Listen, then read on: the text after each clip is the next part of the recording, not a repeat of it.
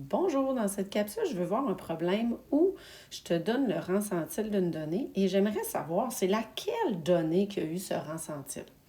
Donc, pour répondre à ce type de question, d'abord, il faut avoir l'ensemble des données de la distribution. Comme ici, je t'ai présenté les 40 données du groupe avec lequel je vais travailler. Ensuite, ce que je veux, c'est savoir c'est laquelle parmi ces 40 données-là qui a un rang centile de 53. Donc, je te donne son rang centile. Donc là, il faut rechercher. Donc, on recherche la donnée. Est-ce que ce serait la donnée 23 qui a un rang centile de 53? Logiquement, ça ne peut pas être 23 parce que 23, c'est la plus petite donnée. Donc, techniquement, elle aurait un rang centile près de 1. Inversement, elle ne peut pas être la donnée 83 non plus, parce que la donnée 83, c'est la donnée la plus élevée. Donc, elle devrait avoir un rang centile autour de 100. Donc, la donnée qui a un rang centile de 53, techniquement, si on regarde l'ensemble des données, bien 53, là, ça se situe au centre de la distribution. Donc, je devrais me situer là dans la rangée du centre probablement. Mais comment faire pour savoir c'est laquelle parmi ces données-là qui a un rang centile de 53? Pour ce faire, on doit simplement revenir au calcul qui nous a permis d'aller chercher un rang centile de 53. Donc, pour arriver à 53, qu'est-ce qu'on a fait? On a calculé le nombre de données qui était inférieur, donc le nombre de données inférieur et égal. On a fait fois 100 et on a divisé par le nombre total de données. Donc ici, on a encore une fois une égalité où on a un seul inconnu. En fait, ce qu'on recherche, c'est le nombre de données qui sont inférieures ou égales à la donnée que je cherche. Donc, on peut, dans cette situation-ci, poser une équation. Donc, on sait que je suis arrivée à 53.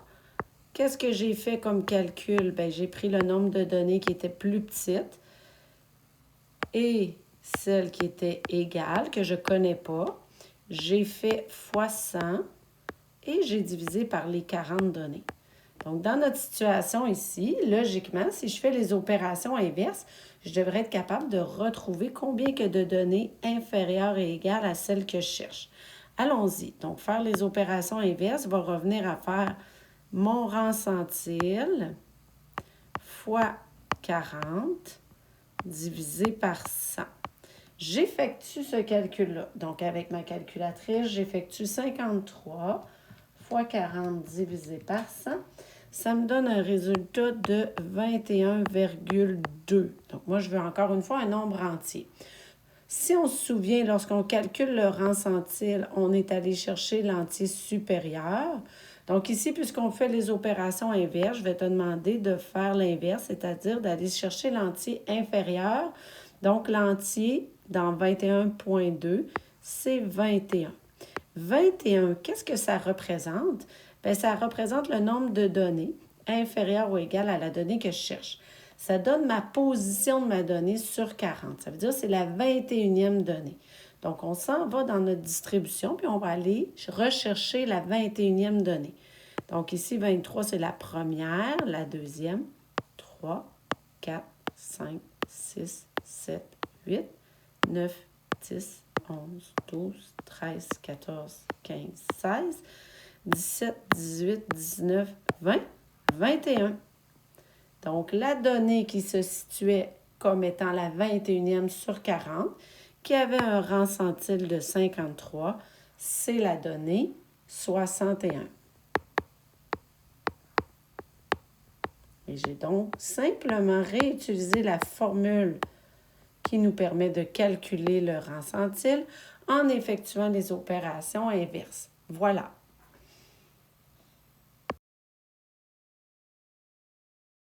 Donc, en résumé, qu'est-ce qu'on fait lorsqu'on connaît le rang centile?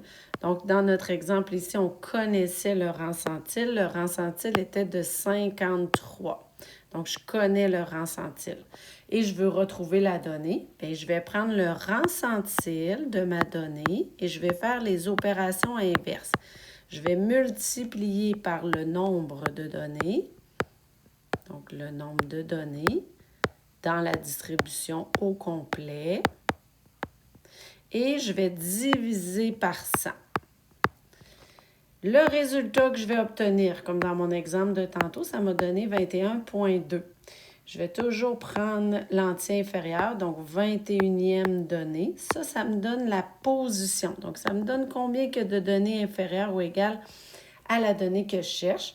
Et ensuite, on a juste à aller dans notre distribution et aller rechercher la 21e donnée en commençant par les données les plus petites. Voilà comment faire.